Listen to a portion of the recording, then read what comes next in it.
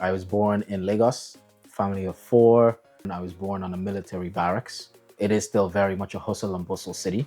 We went to a school run by African Americans. How did you feel leaving your homeland? You born and brought up there. It wasn't easy. So that was my first taste that like, okay, you are definitely black. Moving out of Dublin, going to some countryside, you don't know anybody. And yeah, the whole, you being black was made even more apparent to me. Not knowing what black people were like and everyone kind of doing gestures and thinking that all black people were rappers. I think I made around €3,500 to €5,000. And then ended up selling that business actually to... So first business sale, Yes. done. Let's move to the next one. What idea you get for your business number 2? I'm gonna count all the businesses you've done so far. We designed a bracelet that essentially sat on your wrist and read the blood glucose levels from your sweat. Business number 2, Yeah. money in. Yeah. We ended up winning about €3,000 actually at the time. And so we were like, how about we make our own stablecoin based on the euro? One was John Phelan of HBAN. So heartbroken. So heartbroken because, we were literally, the round was coming together. We were about to raise about 2 million altogether. First time founder, you are gonna fail, you're gonna learn. Second time, you're gonna be better. Third time, you're gonna get much better. And fourth time, you don't even need to open your mouth. The check will be on the table.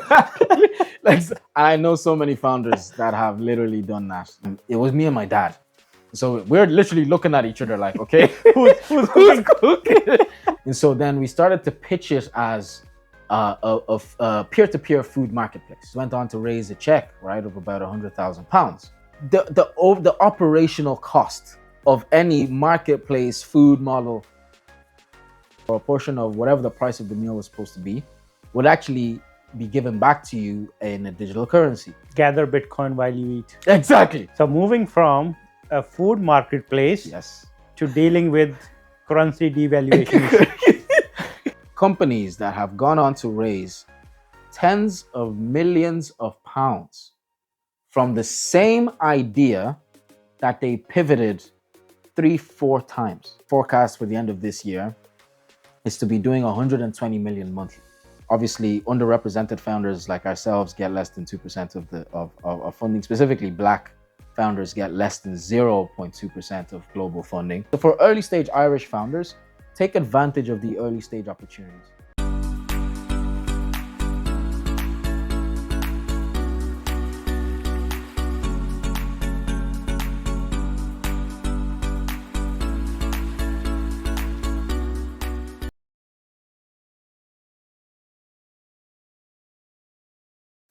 Hey, Shalom. Camille? How are you? Very good, my friend. It's good to see you. It's been a long time, man. Yes, it has. First, welcome to the show. Thank you very much. I am looking forward to our chat.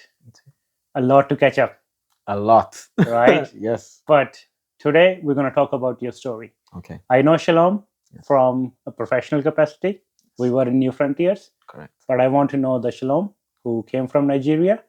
I want to know about your early school days. Okay. And all the things you have done before we met. I can't wait. Yeah? Indeed. Get this started? Yes, indeed. Great. So you ready? Yes, I'm ready. First, I am so glad to see you after more than a year, I would say. Close to 2-3 almost, God. actually. Yeah. It feels like that New Frontier was years ago, but it's not actually. It really is. Yes. Yeah. No, So, it's good to see you. Shalom, let's start with your childhood. Okay. Let's talk a bit about your roots. Okay. I know you have very interesting routes, but let's talk about the Shalom as a small kid. You are from Nigeria, so start with your story there. Absolutely. Yeah. No. So, as a child, obviously growing up, I was born in Lagos, the largest city in Africa. And growing up in Lagos, family of four. My mother was a nurse. My father was a pastor. And obviously at a very, very early age, I was instilled with strict morals and values and, just a very, sort of strict upbringing. But I was very lucky because, both of my parents are very studious people. and very ambitious people, specifically my mother. In fact, when I was born on a military barracks, as my mother was she was a nurse, sorry, within the Nigerian Navy at the time. And I was born in a military barracks. We only moved out of the barracks just after I turned 1 year old. And then we moved to a different part of Lagos, Nigeria at that time, where I pretty much grew up till I was around 9 years old. And then before we ended up migrating to Ireland, it was 9 years in Nigeria, 1 year living with extended family in Okay. another part of Nigeria, in a part called Enugu.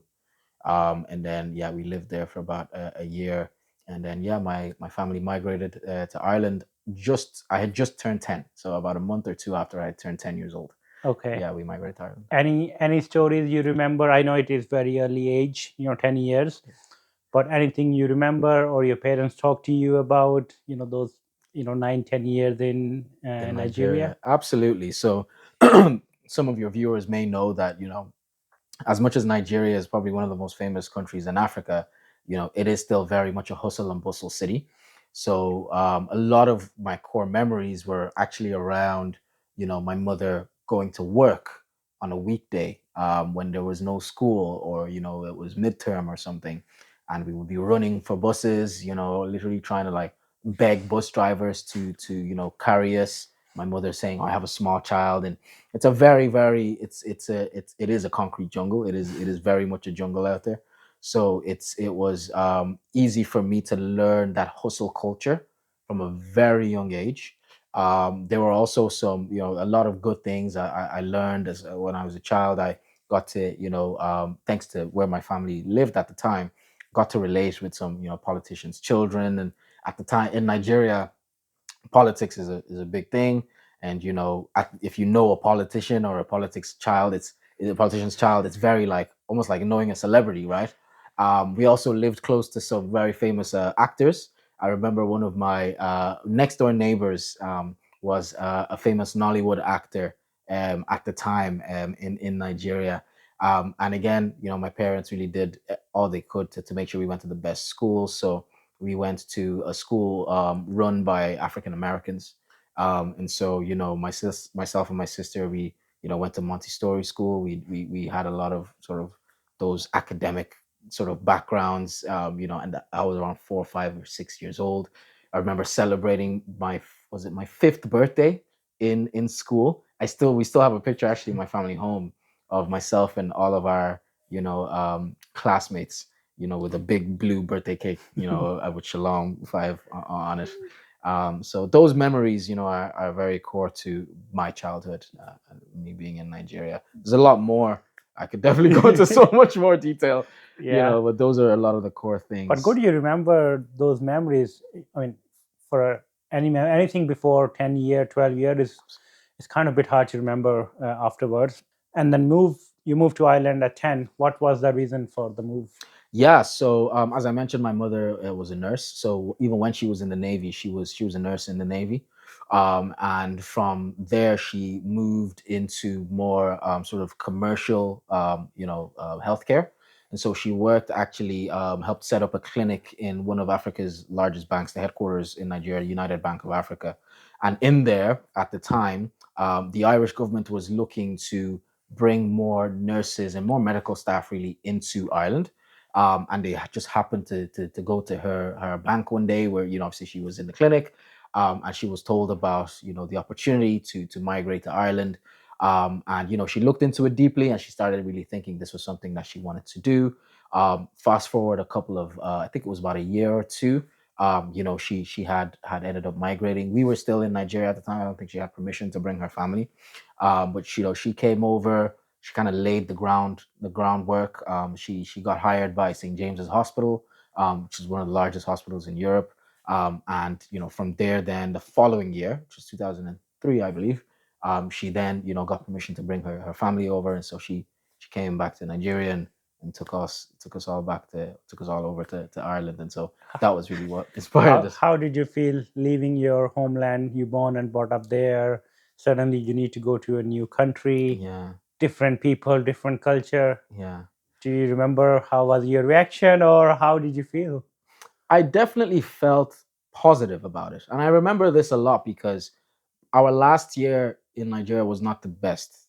As much as my parents tried to give us, a cushioned childhood, there was still hard times and there was still hardship. And I think that final year before we moved over wasn't the easiest of years. So at that point, we had already geared ourselves up for, this is not going to be home much longer.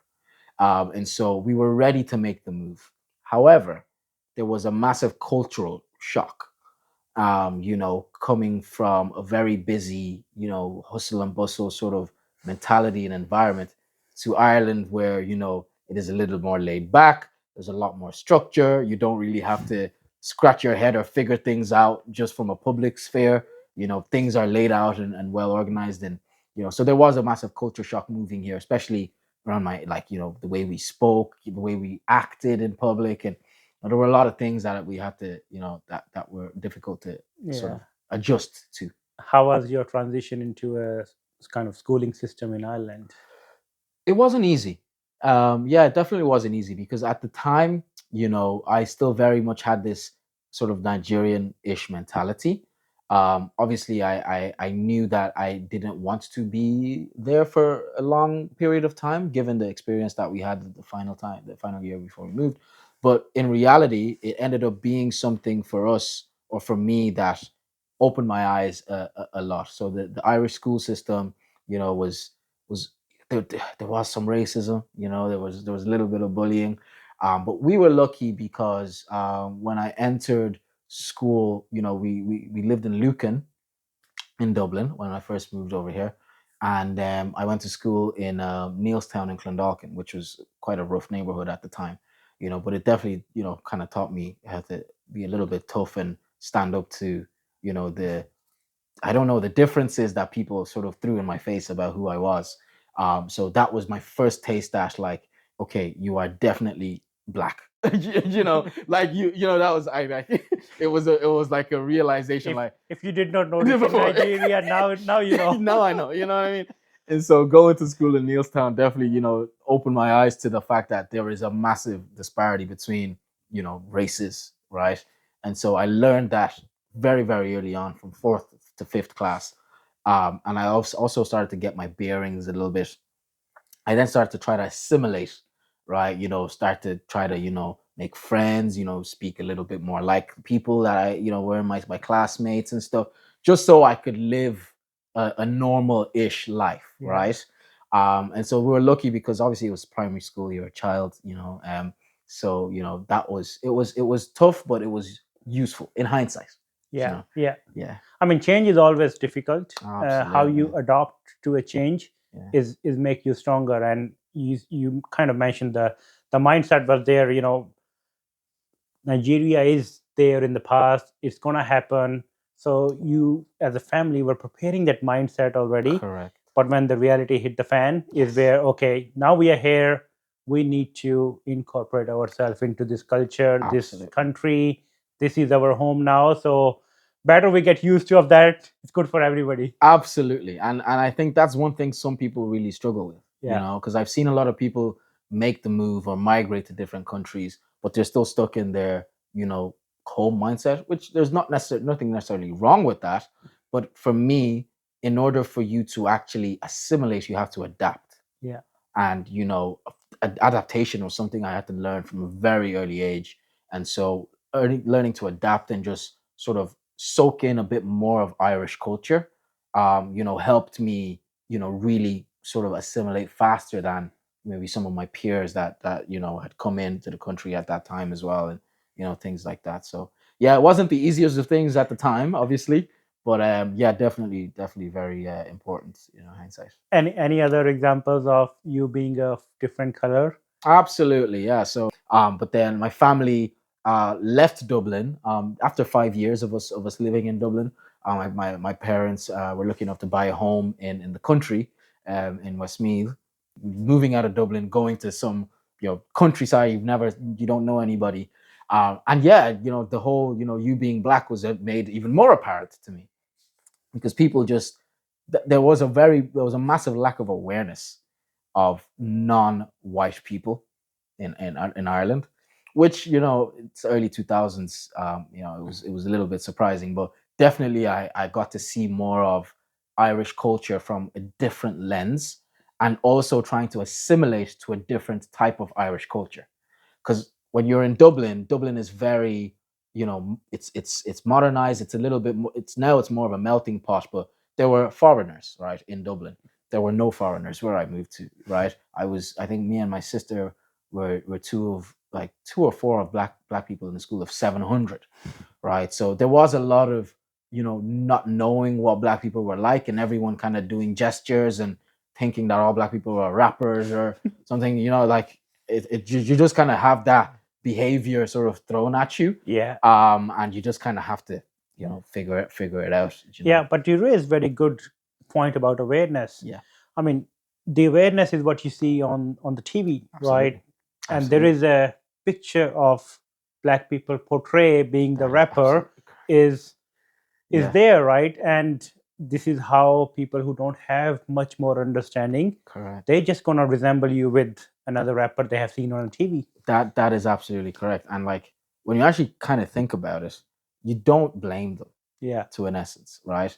And I learned that as well. I started to figure that out. Obviously, it took me some time to sort of get to understand that. But when that's all you see, that's all you know. Yeah. And I remember this one time specifically, actually, there was something that was happening in school, right? We're in a hallway in school. This is when I had moved to Westmeath, and something was happening or something, and I think I said a joke or something, and everyone was laughing. And a teacher actually came out and was like, "Oh, I settle down now. Shalom, you're not in the hood anymore." And I lost it. It got so bad. Like my parents were called in. I was like, I'm not. This is ridiculous. Like so it really got to me. But again, when you think about it, you couldn't really blame them because that's all they knew. But I will always stand on the fact that if you don't know something, learn.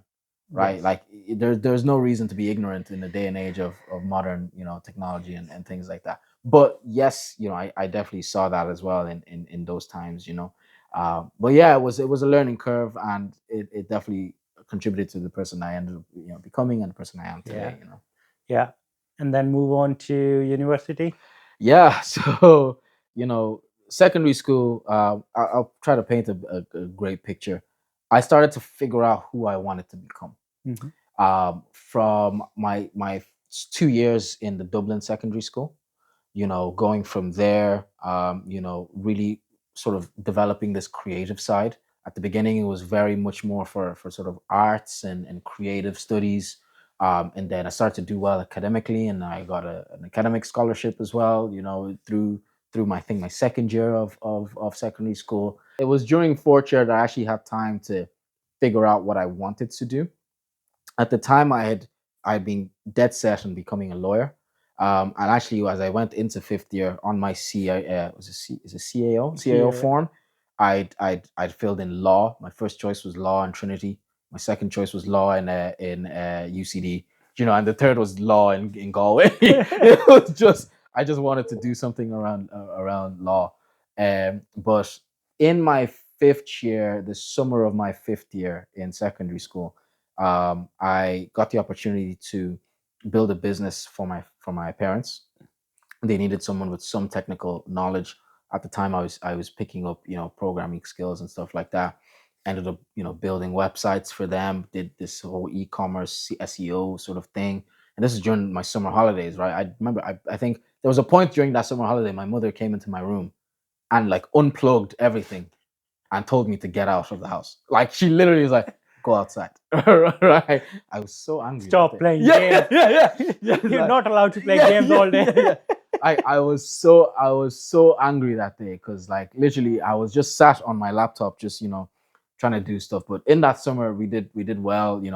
End up building websites and stuff for my family, and we made I think I made around 3.5 to 5,000 euro just building these businesses for my parents, right? And then ended up selling that business actually to the family friend that introduced the business to my parents. Yeah. And so that was where that summer, I literally said to myself, I am not doing law. There was no way you are going to get me to do law again. I now knew I wanted to do something in computing. I wanted to, study computing in some way. Luckily enough, I did some research, and there was a university that was offering a mix of computer science and business. And this was Dublin City University with their course Enterprise Computing. It's one of the most popular courses now, actually, in Ireland. And so that course gave me the gusto to sort of say, I'm going to do this in university. And they were the only university at the time in Ireland that did it. So I changed all of my CAO. I made that my first choice, and then I studied just hard enough to get into that course. And luckily I did. And yeah, from there, at the age of 18, was it 17 or 18? Yeah, 17. Sorry, I went from Westmead back to Dublin, moved back, and started college in DCU. Okay. So a long, long backward story of changing choices and So choosing. first business sale Yes. done. Let's move. Correct. Let's move to the next one. Correct. I didn't think of it But as a sale at the time, today, if you think right, you establish a business over summer, Yeah. regardless of how big or small the amount was. Yeah. You establish a business from scratch, and you sell to somebody and say, "Hey, you go. Quite I'm literally. done for my summer. I'm back to study." Literally, that was literally what it was. And Yeah. I was back. I was doing my leaving cert the next year. So, yeah, I did my leaving Nice. cert. I did just well enough to get my course, got my course, and then yeah, it was back to Dublin. Except this time as a big man. Going to college, and think back now, I just laugh. But yeah, no, that was a great period. What idea you get for your business number two? I'm gonna count all the businesses you've done so far. Yeah. So business number two was actually in university. So this was at the later part of university, right? So during my undergraduate degree. So I started obviously in DCU. Did my first second year. I got a job, luckily, a job I loved, with Paddy Power, great company. So started working at Paddy Power in their e-gaming department, working on the back end of their online games. Working with like Oracle databases, and I really enjoyed that. And then as part of in university in DCU, you have to do a work experience, right, in your third year. And as a part of that work experience, I got hired by a cybersecurity firm, actually, in Holland, the Netherlands, I should say. And so in the Netherlands, ended up moving to the Netherlands, lived there for just under a year, worked for this cybersecurity firm, building, multi-screen applications. So you know how you can watch TV, or Netflix on your TV, on your phone, on your laptop. So we built the security behind that, and how you can access the same account on multiple devices. Wow. And so that was very cool. So that experience was great. Learned Java that year. I still suck at Java. I really, yeah, not great programming in general, but yeah, Java that year, and that experience sort of brought me again more into, oh, this is what corporate life is like, right? And I really did enjoy it. Irdeto was a great company at that time. Don't really know much about it now, but it was a great company at that time. But came back to Ireland, and then in my final year in DCU, you are mandated to build and potentially sell a product, or at least advertise it and pitch it, right? So one thing was, trying to ideate for this project. I was looking for inspiration as to what I would do, and unfortunately, in some parts of my family, there is a genetic disposition to diabetes, right? And I hate needles. I hate needles, right? And I used to see, again, this was during the last year of my life in Nigeria. We lived with extended family, and my uncle at the time always used to, inject himself with insulin. And I remember seeing him do that, and it would just send shivers down my spine. So somehow that memory came back to me, and I was like, okay, I kind of want to do something around this. And then I started doing some research, and figured out about a chemical reaction called reverse iontophoresis. I'm not going to go into too much detail. Essentially, it's how you can read chemicals from sweat, right? Glucose is the primary determining chemical, or it's not even a chemical. It's it's a sugar, but in your blood, right? It's a primary thing that sort of tells you what your blood sugar levels are. Now, it's primarily required that you read blood glucose levels to understand if you are, in low blood sugar, high blood sugar, whatever the case Yeah. might be. And reverse iontophoresis was a new way to try to measure blood glucose levels, but without penetrating the skin. And I was like, this is really interesting, right? You don't need a needle to read blood glucose. So I started doing more research, and then I ended up, putting a team together, for the final year project. We designed a bracelet that essentially sat on your wrist and read the blood glucose levels from your sweat, right? And we designed this, we 3D printed it. It was like, thinking back, it was horrible, horrible thing. Even when it sat, because I'm quite a skinny man, as you can tell, and it sat on my wrist and it dangled. Right? It would go all the way up here. But it was supposed to sit here and read your blood glucose levels. But the whole idea and the concept was what we built and pitched. I then actually built myself a full stack application using Ionic. So Ionic is a framework. I'm sure you know. Yeah. Fantastic. Yeah. So a framework that you can use build web and mobile apps. I built a mobile app, web app that did the analysis of this. Yeah. So it was a continuous monitor. So you put it on your wrist and you literally take your phone out and you could see what your glucose levels Yeah. were continuously. I was so proud of this thing, right? Ended up going in and pitching it to, because as part of the examination, you pitched it. We didn't do that well, if I'm being very honest. Academically, from a project perspective, we didn't do that well. But the faculty of computing and engineering in DCU at the time, they thought this was fabulous. And actually, a private company that sponsored a private health company that sponsored, the final year projects, saw this project and said, "This is great." So we ended up winning the best final year project for the Faculty of Computing and Engineering for Dublin City University. Ended up getting nominated for a President's Award. So that was a great way to end 4 years. It is a good product, college. Shalom, right? Especially, you did something in the medical sector, Yeah.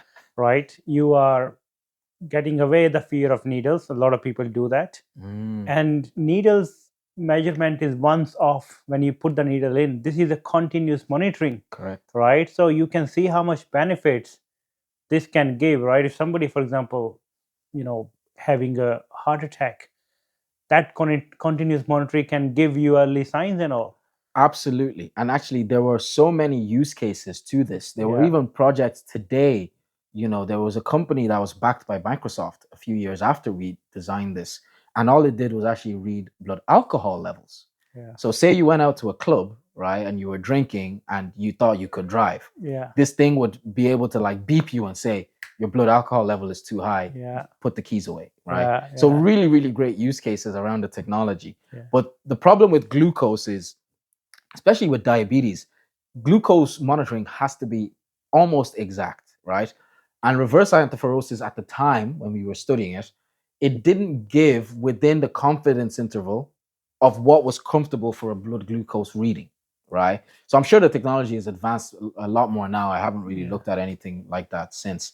But it was a great concept. So you won a prize? Yeah, you won a prize, a cash prize. Nice.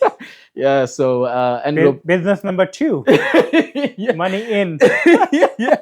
We ended up winning about 3,000 euros actually at the time for the project, and it was a great feeling, a great way to end 4 years in college. I was not the best student by any, and I want to just make sure people know this. I was very, very much a slightly above average student. In fact, I would probably put myself at average, right? Yeah. I was not the best student in college, but it was a great way to sort of underpin, a lot of the work that we put in, especially in final year. So that was my foray then into building something, right? This was obviously after this whole secondary school websites thing. And so I realized then that I really, really enjoyed building stuff. Taking something from an idea and actually making it a reality. I really enjoyed that. So I then, started to say, all right, I'm going to put all the childish stuff away. going to go into big boy corporate world and get a job and do all these kinds of things. But just before that, during the summer of my graduation from university, I got invited to a hackathon. You obviously know much about hackathons, and at the time it was a hackathon based around the technology of augmented reality. And there was a company, a United States-based smart helmet business that came to a DCU hub to run this hackathon. And obviously, I was invited to it, and we ended up using their SDK to build an application that essentially allowed you to use their smart helmets to read architectural floor plans on real land, right? So you have a very beautiful home here, right? Let's say, for example, before this was built, you had the opportunity to walk around the the design of your home, right, and see things like the piping, the wiring, the floor, like every plumbing, everything that has to do with the infrastructure of your house before literally a shovel goes in the ground, So right? you can validate everything is in place in a right way before you actually build, and then you don't have any room for errors. Absolutely correct. Yeah. And so architects, right, can then take their CAD drawings and give it to the structural or civil engineers Yeah. and say, this is exactly what this is supposed to be like. Yeah. So because in the industry at the time, there's a lot of back and forth between architects, between engineers, between, plumbers, electricians, and it's like, where's this supposed to go? And, that causes a lot of slowdown in the process. It increases costs and all sorts of things. So we thought this was fantastic. So we literally took it and we were like, yeah, look what we've built. You can literally walk around your toilet. You can see the piping where everything goes and stuff. So that was a fantastic, way to spend my summer. I'm starting to realize I didn't do much like fun things. Any checks being issued? No, not All at right. all. Business number 3, charity. Yeah. So this obviously, again, really spurred this entrepreneurial spirit in me, but I needed money, right? I was like, okay, it's not gonna make me much money. Ended up thankfully getting a job at the ESB at the time on their graduate program. Worked there for 3 years, and in my final year before deciding what I wanted to do next, whether to stay or leave, I was lucky enough to start really, entering the world of cryptocurrency and understanding how to trade and Bitcoin and all that kind of stuff. A few of my colleagues who were also very interested in trading um, started to think that there has to be a better way for people in Europe to trade in the digital currency space. The only things that existed at the time were stable coins like USDT, right? And so we were like, how about we make our own stable coin based on the euro, so that Europeans only need to just spend 1-to-1 rather than risk the fluctuation of exchange rates in their trades. We ended up building this algorithm. We got some investor attention. We met two investors specifically. One was John Phelan of HBAN, and the other was I can't remember their name. The reason I'm saying this is because we had no idea of what raising money was. Yeah. Zero, right? It's my first time sitting in an investor's office, right? When we went to this place in Marion Square. But the one that really piqued my interest specifically was the meeting with John Phelan, right? Because he had, seen the idea, he liked it. Crypto was booming at the time, and it was something that a lot of people wanted to get in. And so we met with John. They had done their DD, and they asked us to come to a meeting in the RDS. And we went to the RDS, sat with them. And unfortunately, between the 24 hours that we had agreed to take the meeting and the day that we sat with John, crypto winter had just started. So I think at the time, Bitcoin was about 13, almost pushing 20,000, if I'm not mistaken, 18 to 20,000. And within 48 hours, it had started to drop and drop and drop and drop. And our whole concept was a stable coin, right? But it was an algorithmic stable coin. There was no like fiat value backing this thing up, right? Yeah. It was just a hedge, a basket of currencies, all sorts of I'm not going to go into the technicalities, but essentially, John's interest was piqued. And then we were at the meeting where essentially we were going to get a check. And he brought with him, this was the second time he had brought one of his advisors with him. And we sat down and, he was like, yeah, this, asked us a question around what would happen if the market tanked or a black swan event happened. And we didn't realize this, but at that time, the market was dropping. Like, I think in that day, it dropped by 8% or something. Crazy amount. And he was watching this, right? His advisor was looking at this, right? The red just going all the way down the chart. Then he asked us this question. And we said something around, the market wouldn't do something like that or something arbitrary. And he was then like, we just didn't give him the confidence in it, right? And at that point in time, he was like, guys, I think I think you're at risk of default if these things I've mentioned happens. And so he pulled the investment on that day. And I remember myself and my colleagues, we were like so heartbroken because we were literally, the round was coming together. We were about to raise about 2 million altogether. And it really just was a gut punch. And then from there, the market just kept tanking. And we were just like, okay, I don't know if this is gonna work.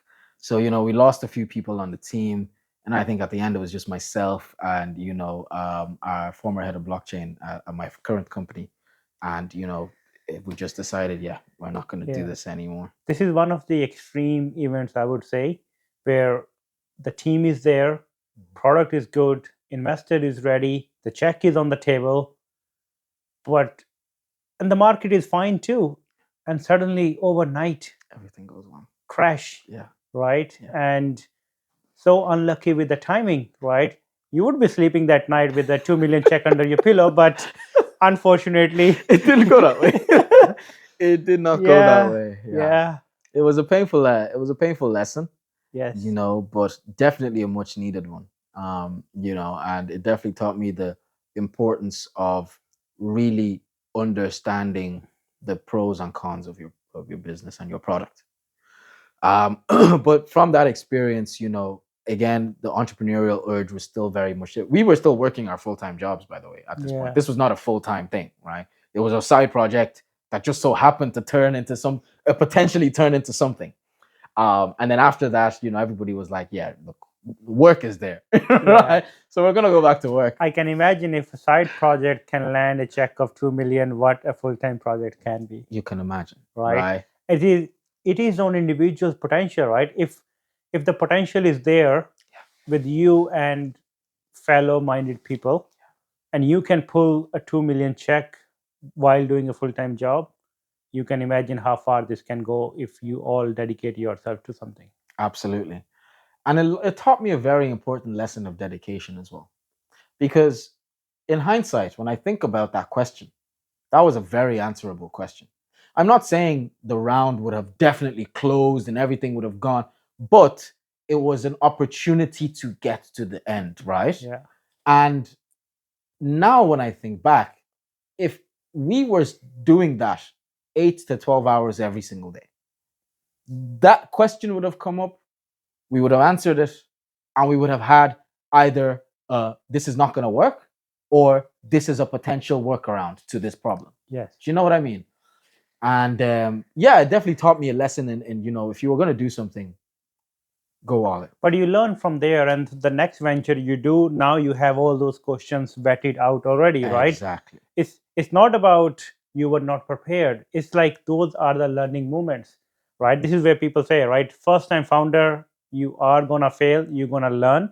Second time, you're gonna be better. Third time, you're gonna be much better. And fourth time, you don't even need to open your mouth. The check will be on the table. I know so many founders that have literally done that, and the thing as well, Camille, is that the experience changes every time as you grow. So maybe you've done it in this industry once and you've learned the pros and cons of this industry. It doesn't necessarily mean that it's going to be the same if you decide to try to build something in a different space. Yeah. Do you know what I mean? But again, all of these things were learnings, right? But from that experience, we all ended up, going back to work. A few of my friends or my colleagues, well, my friends definitely, I'd say, stayed in the ESB. I ended up moving to a consultancy where I worked for Google Maps for Work. That was very exciting. I did a lot of really cool projects. Ended up working with did some projects for Formula One. While working for Google Maps, did some more stuff with AR. Built like augmented reality maps and stuff like this. And this is coming from, just for your audience, I am not a software engineer. Right. You know what I mean? Like I have programming experience, and a lot of my work was in data analytics. That was what my full-time, my day job was. So I did have programming knowledge, but I am not a software engineer. I just love building things. And if Yeah. it's needed that I need to figure out how to write a full stack application, I will do it. Yeah. It's not going to be great. Do you know what I Yep. mean? Yep. When it comes to building, you need to know everything, right? It's not you are technical that you can build the app and you don't know how to build financials, how Exactly. to build a business canvas or a business plan. Exactly. So you need to learn everything on the go. That is basically the entrepreneurial mindset is you have to understand every single part. You don't have to be perfect in everything, but you need to know good enough so that you understand what people are talking about Yeah. and what is required from you. Yes, absolutely. And I'm going to pose a question to you. Is that okay? Yeah. We know a lot of people that outsource a lot of things, Yeah. right? Especially, during our short time together. What do you make of entrepreneurs in situations like that don't have maybe the financial skill or the technical skill or whatever it is? What is your overall opinion on that? Outsourcing is a short term, Mhm. get to a certain objective, Mhm. but end of the day, you need to own and you need to understand. And even with outsourcing, you need to know what you are outsourcing.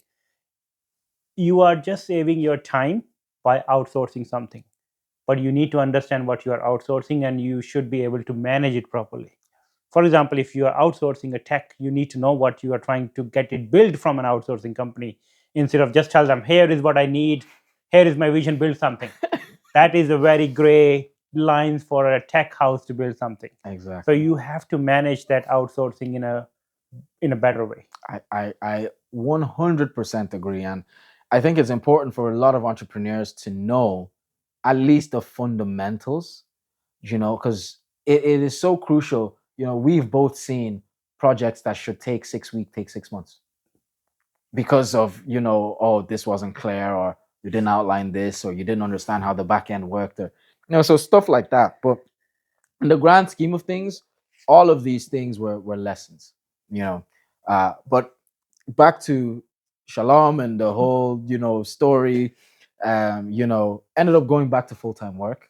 Really loved, again, I was outsourced as a consultant for GMW. Worked for Google Maps for Work for about 2 years. Then COVID hit, and when COVID hit, things changed.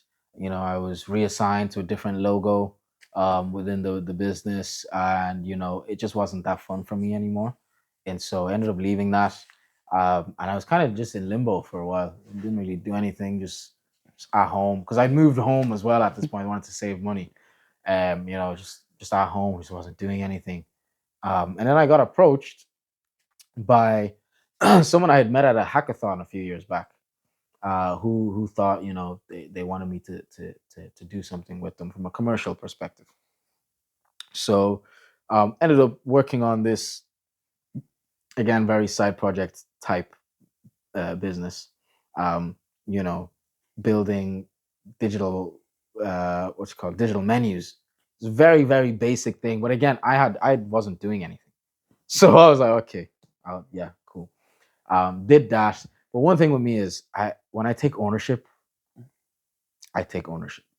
Do you know what I mean? I Yeah. don't like doing things half-assed.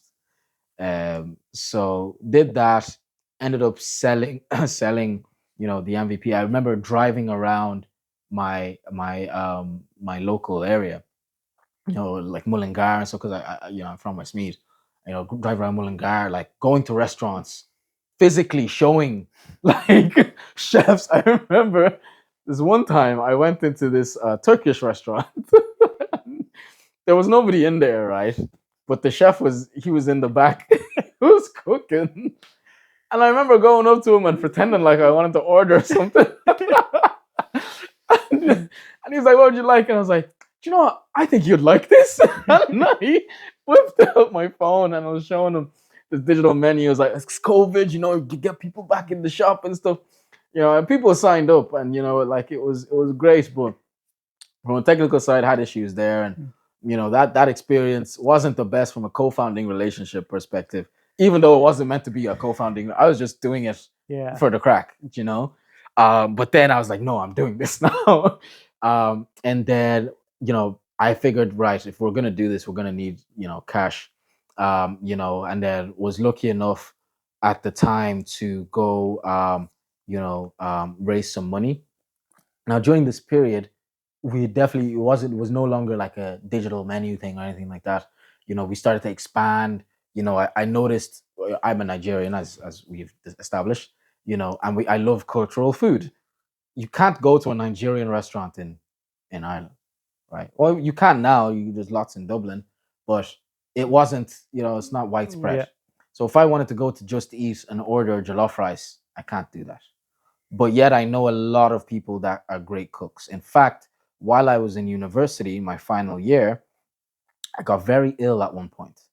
And up until that point, my mother cooked for me, man. Like, I'm not we're gonna be very honest with you. Like, I couldn't cook, still not that great a cook. So I'd have, mommy make foods every other week, bring down to Dublin for me and stuff.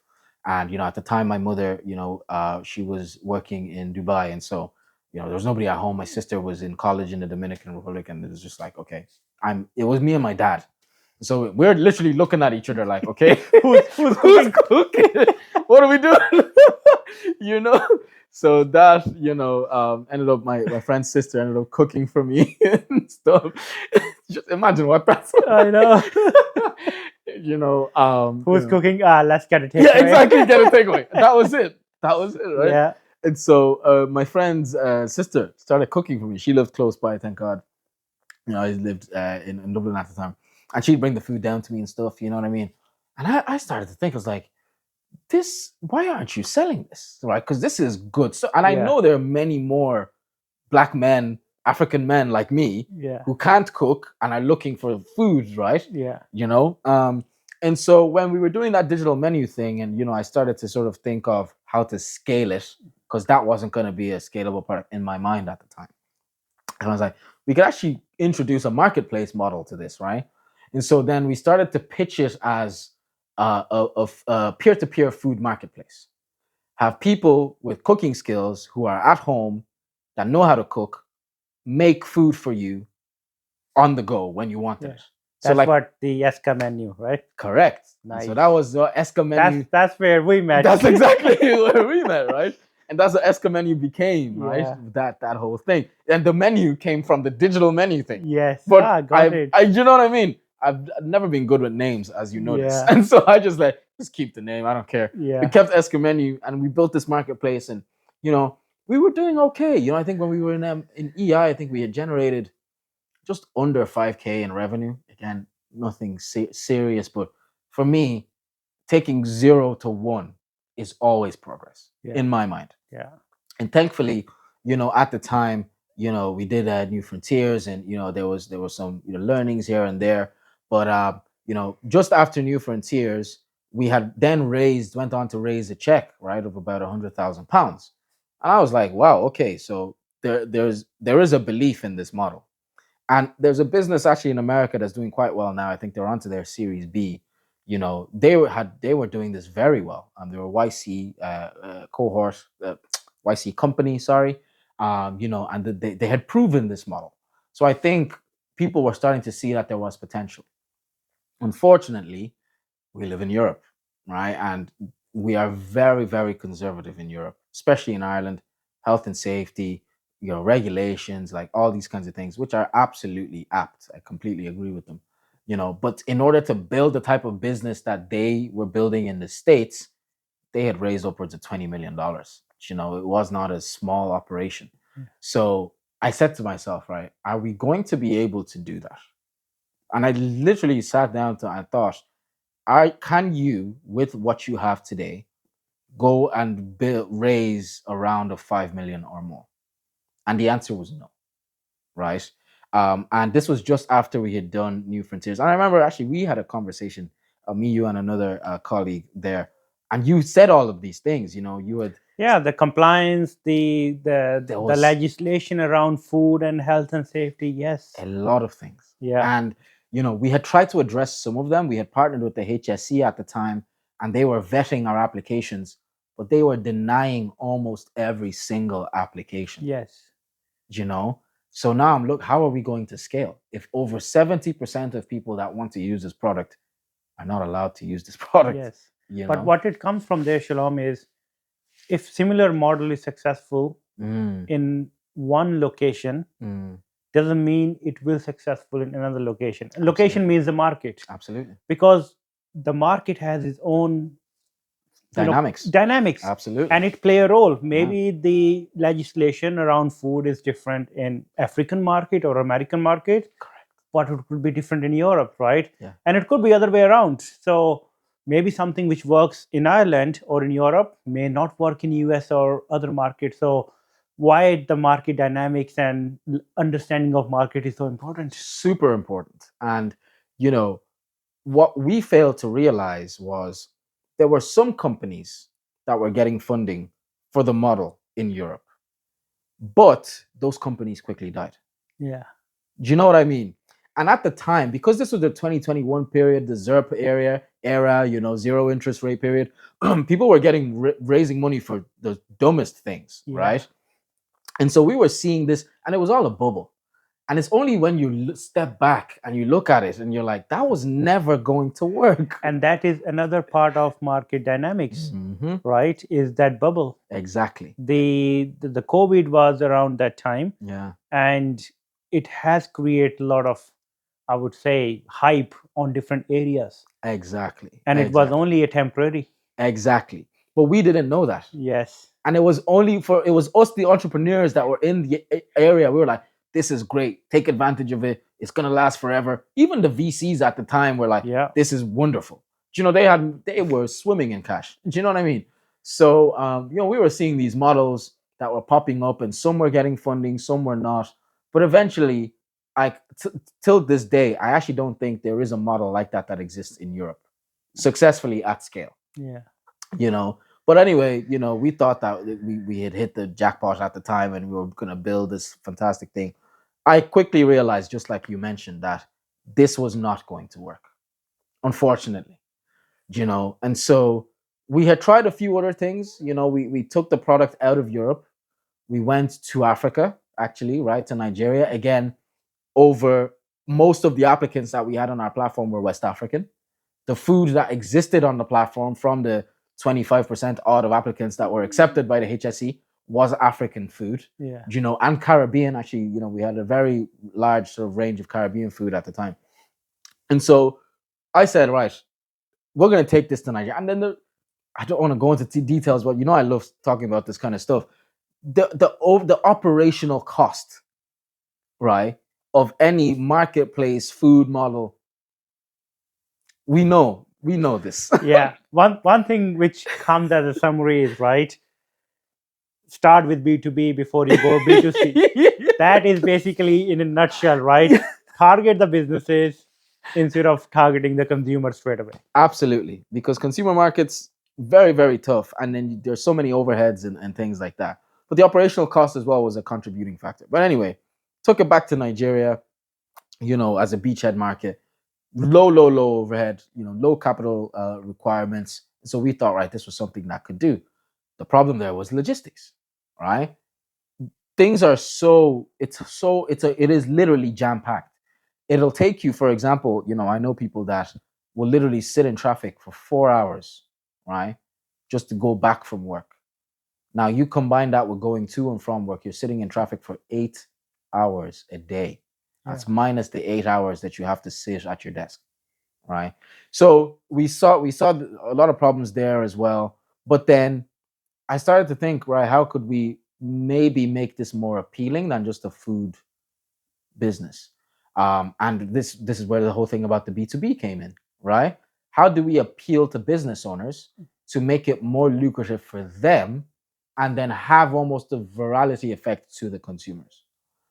And so we introduced cashback. So you would order a meal, and a portion of your order or a portion of whatever the price of the meal was supposed to be would actually be given back to you in a digital currency, specifically Bitcoin at the time. And Nigeria still till today is the most curious crypto country in Africa, right?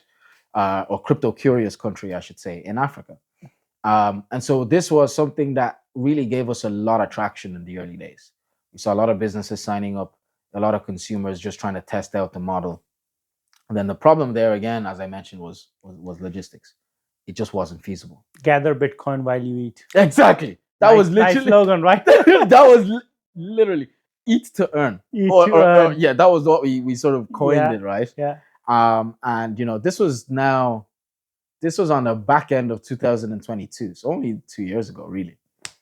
And we did that, experimented with that model from January till about August, September of 22. And then when we started to realize the logistics was a killer, and we were not making any money, we're like, okay, why are people using this application? And we sat down and tried to really, get the first principles, as Elon Musk always tries to say, and break the problem down. And we realized that a lot of our signups were actually coming from restaurant owners getting people they knew to order, as well as trying to do small marketing on their own so they could generate Bitcoin. Yeah. Now, why? So it wasn't the food, it was the crypto. It was the crypto. But why, right? That was the question, right? Because you can't, Bitcoin is not it's not necessarily a store of value. It can be a store of value, but it's not an expensible store of value. Yeah. You can't go and buy stuff with it, especially not in Nigeria. Yeah. And so we started to think, right, there's a problem here. And the problem was these restaurant owners were suffering under high inflation, high costs of goods, and a devaluing currency. And so today I could order a spaghetti bolognese from your store, or a jollof rice, we make it traditional, right, from you. Your cost of goods today, let's say, was 100 naira on that meal, right? Well, in European terms, we'll say call it 10 euro. That's your cost of goods, right? Tomorrow, your cost of goods could double. Now imagine that in a 24-hour period, you've gone from making potentially a profit to being in a loss, right? And so that was why the crypto thing was very popular. And when we realized this, I was like, okay, we need to get rid of food. So we scrapped the whole food thing, said we're not doing anything with food anymore. Now we're going to do this as a way to translate additional monetary value for the restaurant owners. When they use our system or our technology, they are essentially transitioning a portion of what they make in Naira, which is a devaluing currency, into things like Bitcoin and other currencies like the US dollar. So this is your second pivot. Yes. Understanding the market. Business. Correct. Same business, second pivot. Correct. Understanding the market and doing the testing and see what works and what doesn't work. Correct. Right. Correct. Keep going. Yes. And so and this a lot of things taught me a lot of lessons, right? And in the space of 2 years, we had shifted what was nothing but again, what was Esca when I started it? I was bored, literally, and we were just doing something because I had free time. Yeah. And then I got into it, and then I was like, okay, now I have to figure out how to make this thing a thing.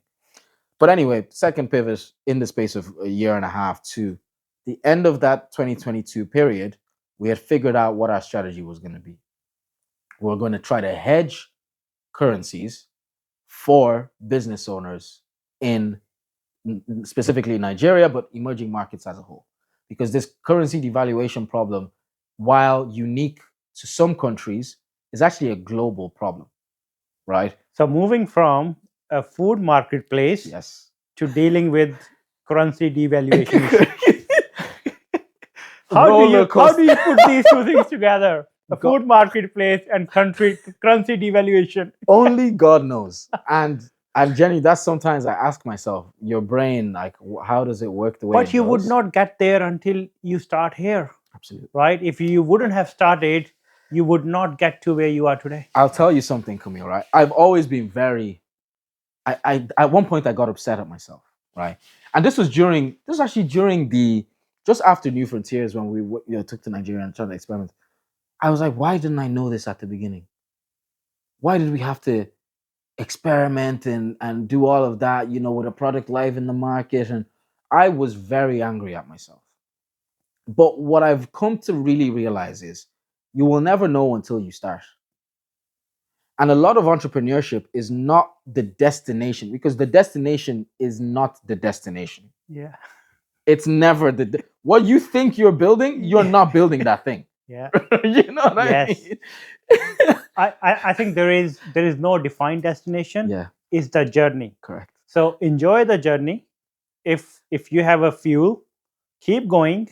You will get somewhere, not the thing you have thought 2 years ago that this is where I want to be. Exactly. So keep fueling your journey. You will get somewhere.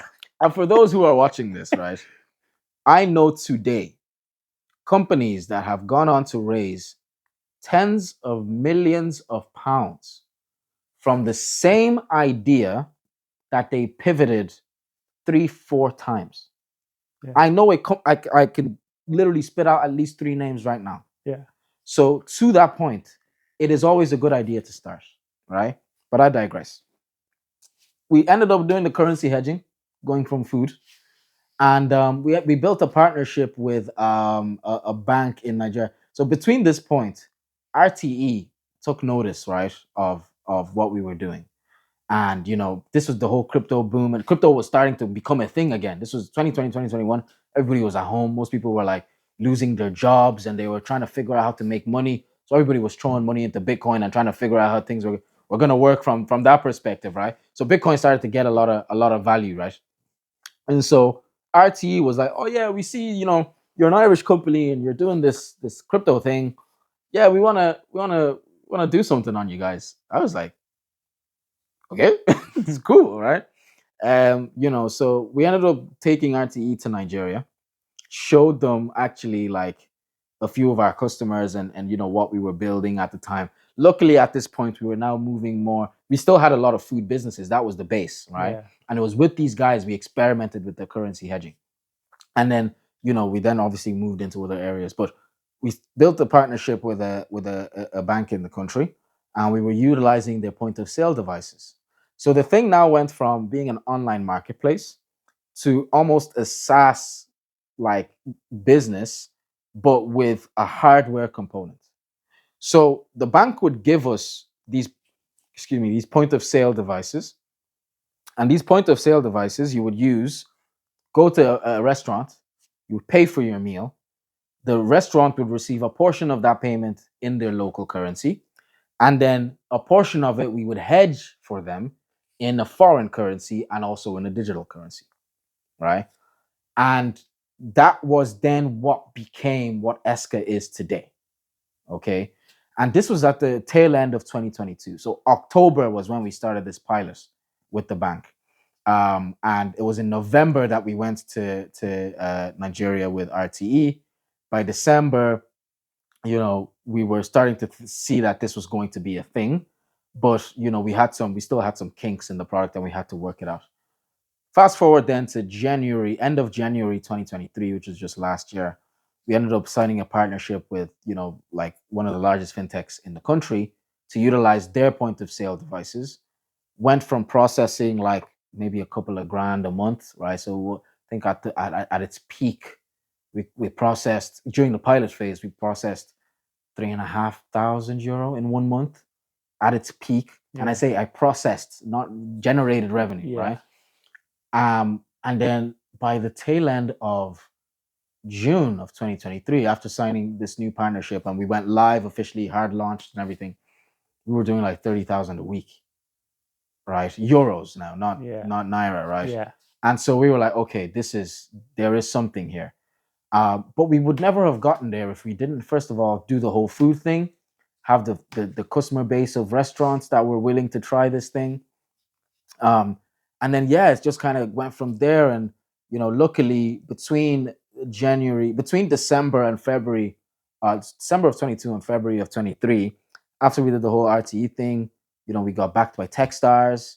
So they were a new investor on the cap table. We got a couple of new angels, and so that allowed us to then drive the product even more, into what it is now, which is really more, a purely financial technology.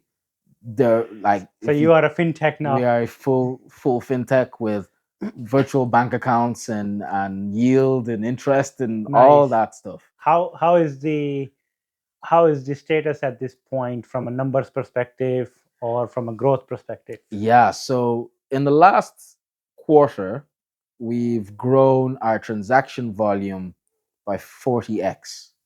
Wow, that's So amazing. so literally between January and this was with a lot of hardship. And I was telling you this off camera, as to investors pulling out, and us pulling out my hair, not knowing what to do, hiring people and not knowing how to pay them. It was very, very tough at the start of this year. But then coming now into coming into like the sort of Q1, Q2, we went from doing, I think, about 800,000 in transaction volume.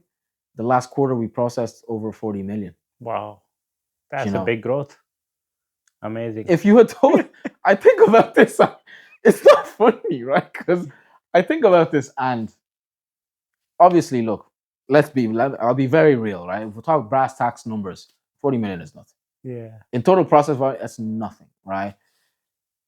Where we want to go, and our aim forecast for the end of this year, is to be doing 120 million monthly. Okay. Right?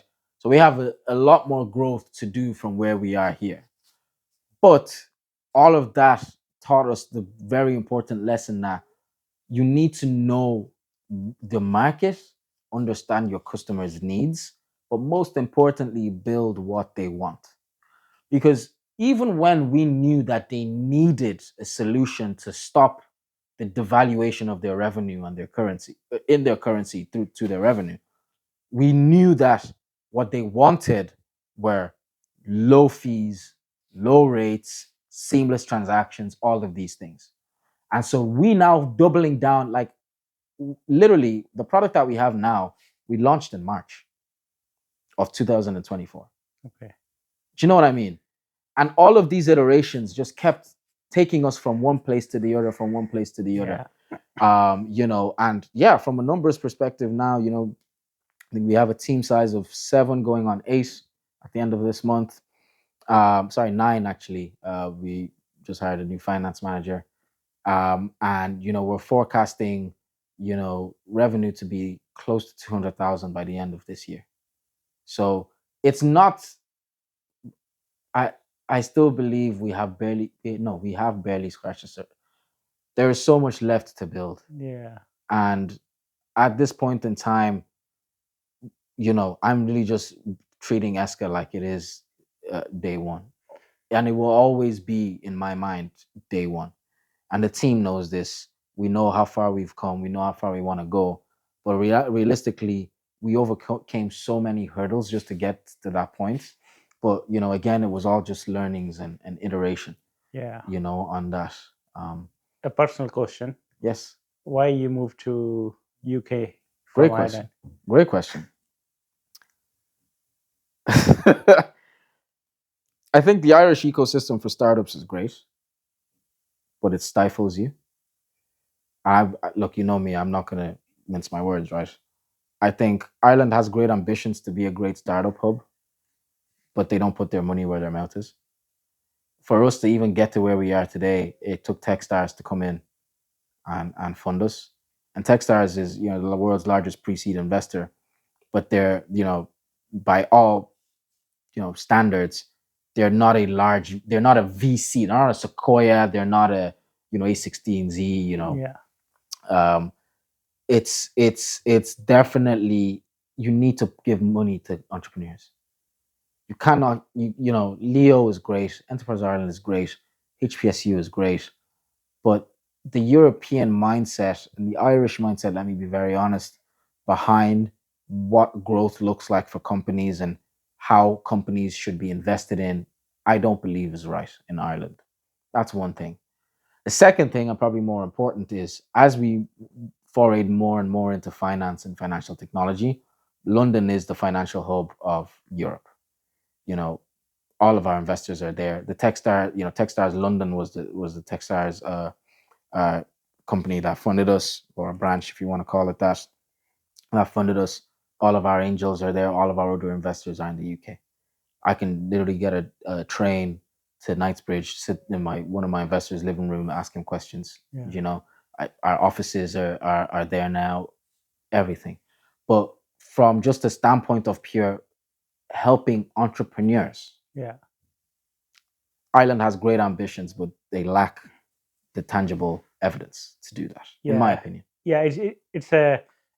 It's two different sides of countries. Let's start with that, right? Yeah. If you compare the population of two countries, Absolutely. it's very small market in Ireland, and I think that's everything starts from there. If the market is small, everything is gonna be around the same size. Like London alone is the population of Ireland.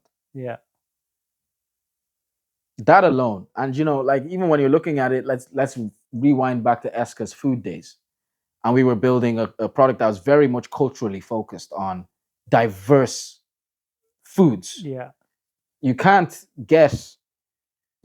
build $1 billion business from 2% of the population. Yeah.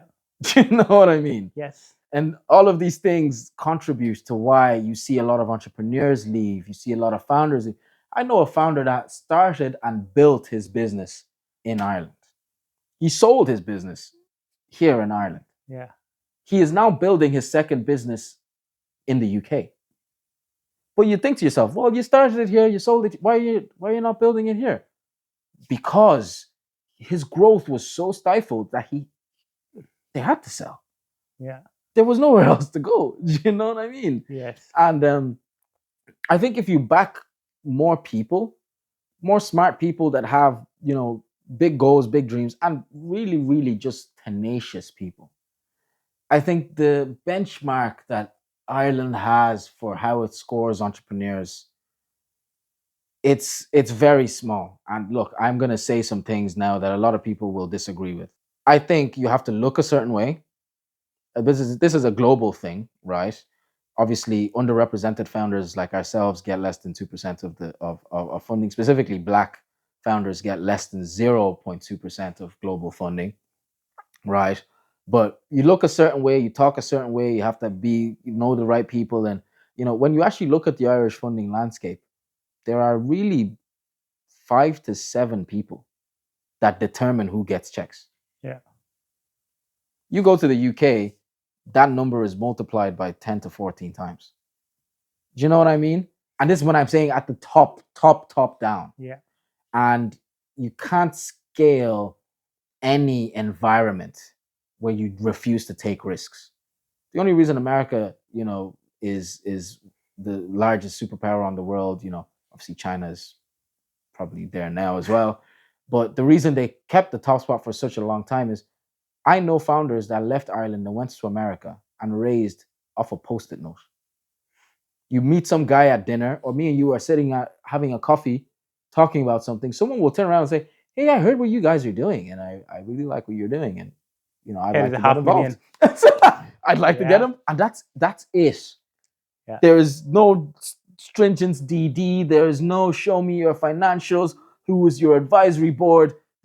I'm not saying these things are important. They're very, very important. But at the earliest stages of ideation, Yeah. it is important to take a bet on the idea and the potential of the person with the idea. Not all of these other ancillary things that you give when you are a PE firm trying to buy a business. Because that's when you actually look at it on paper, it's a very similar model that Irish VCs at the earliest stages would have with American private equity firms. You have to have all of these things, and there has to be this and that and that. And when you're like a pre-seed company that's just, and I don't Yeah, have this. I don't yeah, know how to do this. you absolutely. know? So, Shalom, from your personal experience, and I'm going to put it as this is your personal experience, and Absolutely. everybody have a different experience, Mm. right? So, there is no hard feelings in that. From your experience, what advice would you like to give to first time founder, somebody at a pre-seed stage? I definitely think there are a lot of really nifty funding routes for very early stage companies in Ireland.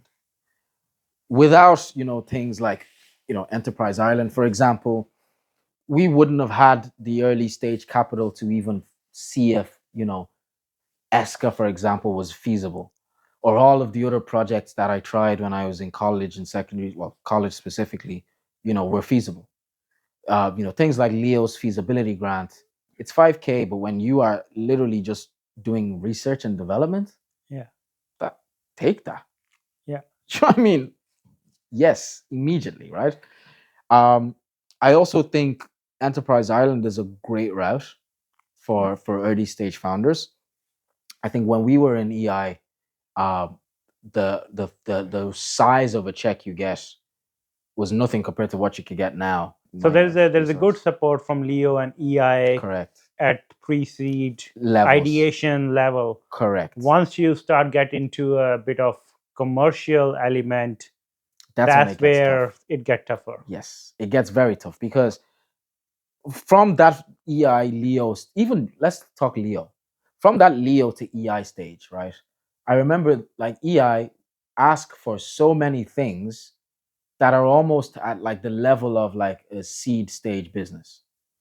When we got funded by Techstars, Techstars looked at our financials, obviously, they looked at our business model, but we weren't required to fill a 17-page Excel document, right? Or write a 15-page application. It is these minute differences in thought that takes an economy from potentially producing one or two unicorns to producing tens or hundreds of unicorns. So if you want to go from that level of, giving, entrepreneurs 50, 100K and then getting them to 100 million, $1 billion valuation, you have to take away some of this red tape that you are surrounding them with, So for early stage Irish founders, take advantage of the early stage opportunities. There are many, many grant opportunities you can take advantage of in Ireland. You don't give away any equity. You don't, have to jump through so many hoops, but there is still that next step. And when you want to make that next step, you have to be the judge for yourself. You know, from a personal perspective, I've seen more growth in countries like the United Kingdom. And I'm sure if I decided we would go to San Francisco, there would probably be a greater opportunity there as well. Obviously, we're running a business that's primarily focused on the African market.